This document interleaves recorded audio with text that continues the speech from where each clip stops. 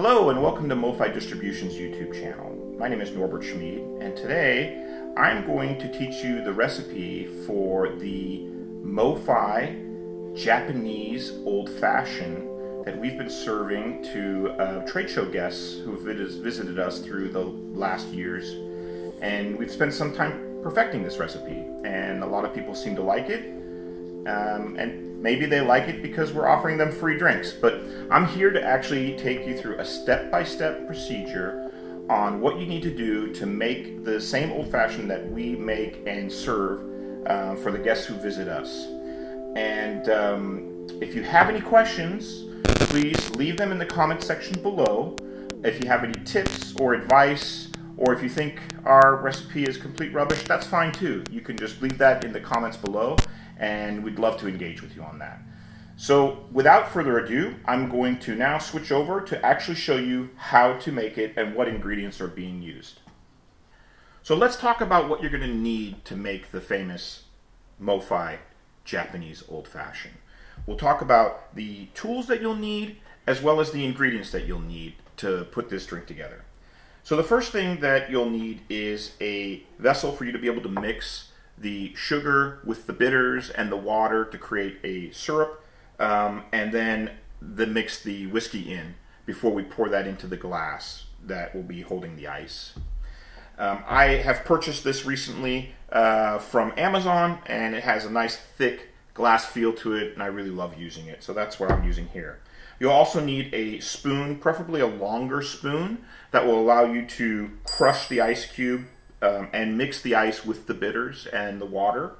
I purchased this one actually at Target, and it's a brass one that looks quite nice, and we used this actually at the trade show in Tampa earlier this year in February, and I brought it home with me.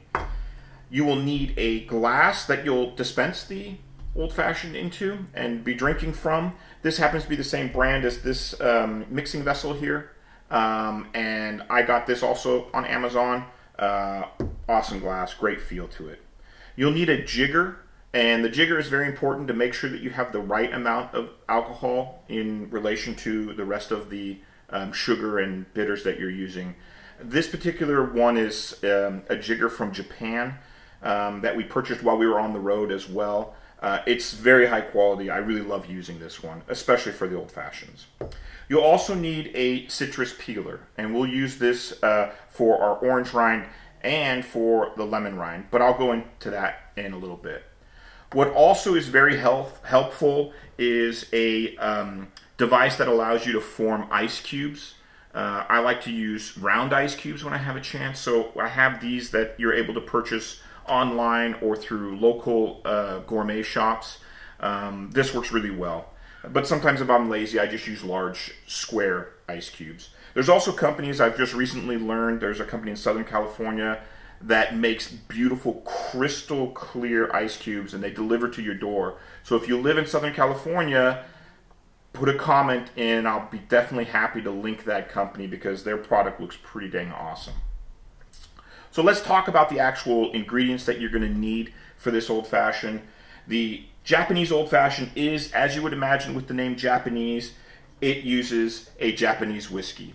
And the Japanese whiskey that we've chosen to use as a standard is for two reasons. One, I should actually say what it is. What it actually is the Suntory whiskey it's from Suntory whiskey, and it's called Toki.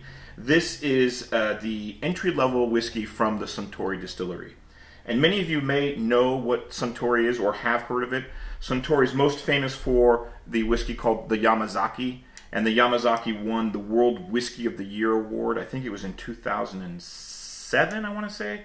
And they make quite a few different ranges of whiskey. The Toki is the least expensive whiskey that's imported into the United States. This bottle is not terribly expensive. It retails for, well, actually, I think it retails for $34 or $39. I've been able to find them locally for $29.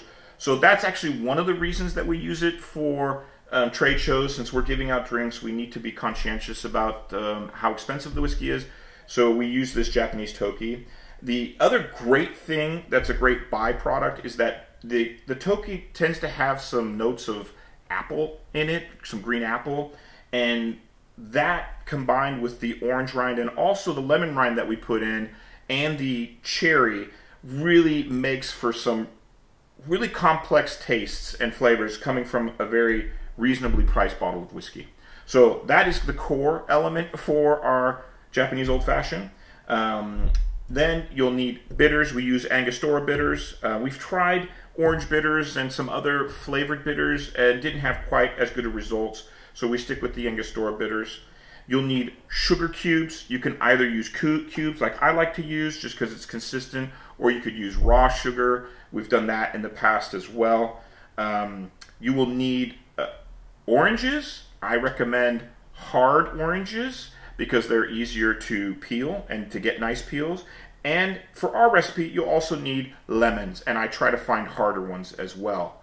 Then the last garnish that you'll need is the cherry, and the cherry is really one of the very most important pieces to this whole concoction. Do not use maraschino cherries. Your Old Fashioned will taste terrible.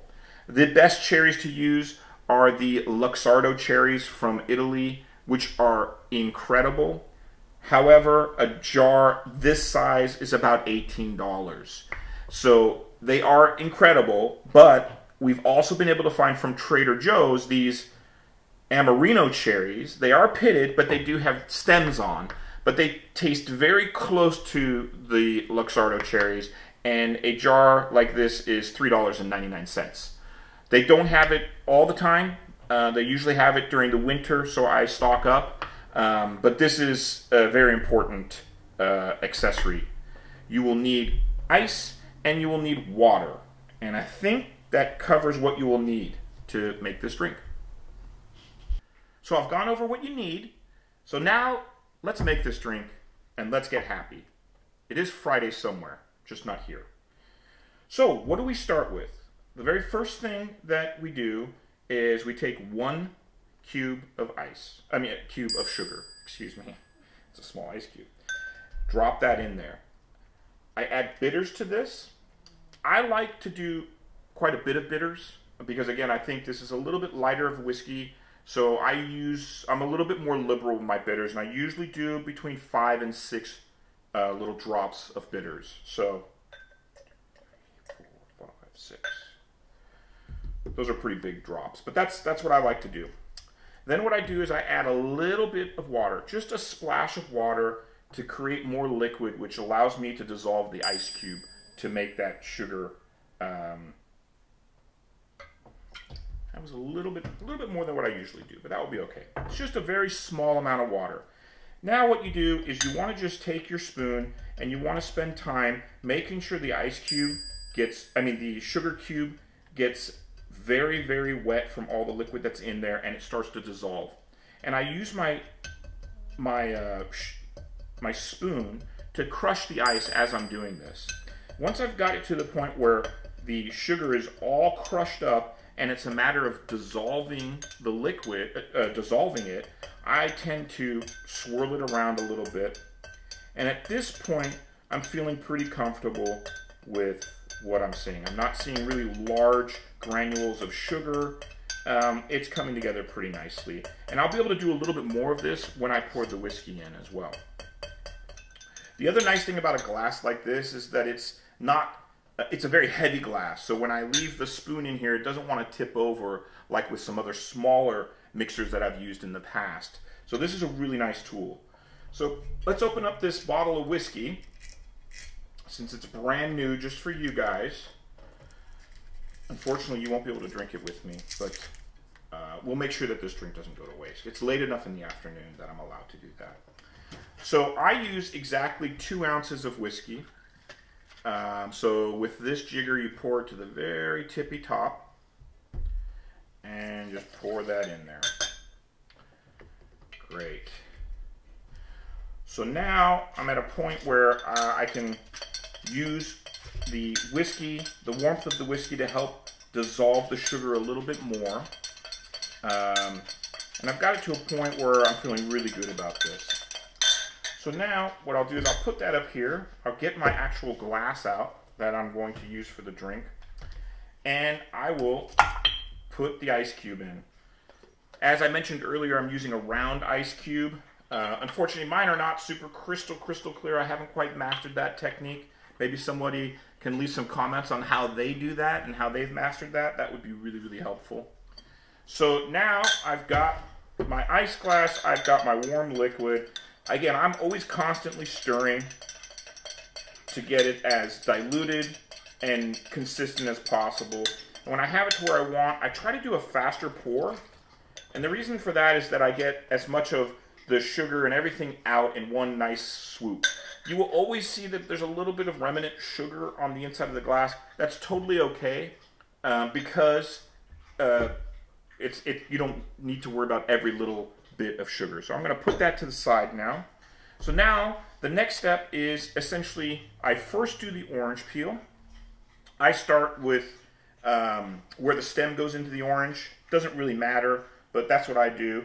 This is an orange we just picked up today, which is nice and hard, but it isn't the best orange I've ever seen. But it will work. And I just take a nice peel. You can hear my dog walking around in the background. Sorry about that. And what I do with this is I use the outside of the orange peel to go along the ridge of the glass. This was taught to me by a bartender, that this was very important, and I found that it really did. It was contrary to kind of my natural inkling, which was to use the inside because the inside was more moist, but that's not where the actual aromatic flavors are.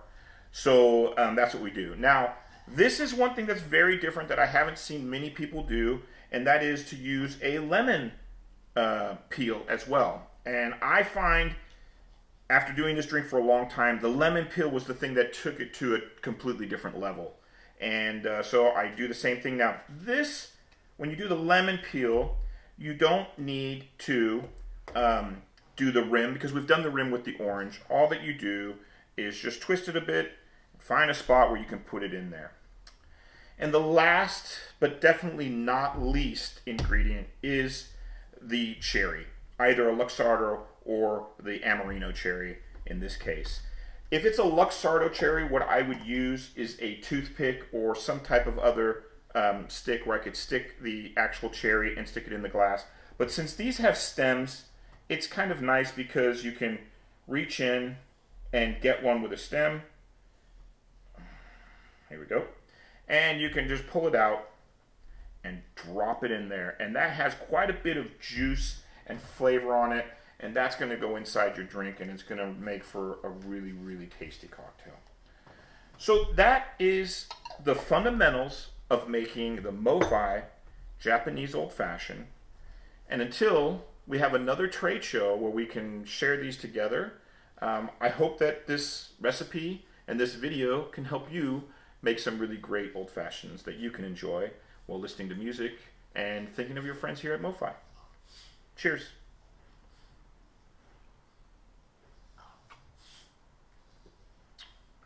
Oh yeah.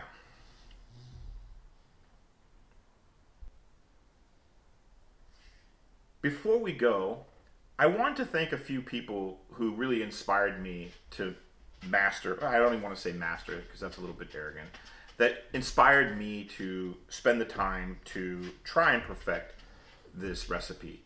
And those two people are Jonathan Durda from MoFi Distribution and Jesse Luna from DCS. Jesse was the first who turned me on to an old fashioned. Actually, I think John turned me on to old fashions, but then Jesse and I spent a lot of time talking about it and perfecting it. Both of them equally inspired me, and I hope that when I am able to make a drink for both of them, they enjoy it, and I want to just make sure I mention them at the end of this video. So thanks again for watching, and if you enjoyed the video, please make sure you like and subscribe to our channel because we're going to have more content that isn't just going to be related to technical and product. We're going to have content like this, which is lifestyle and culture content.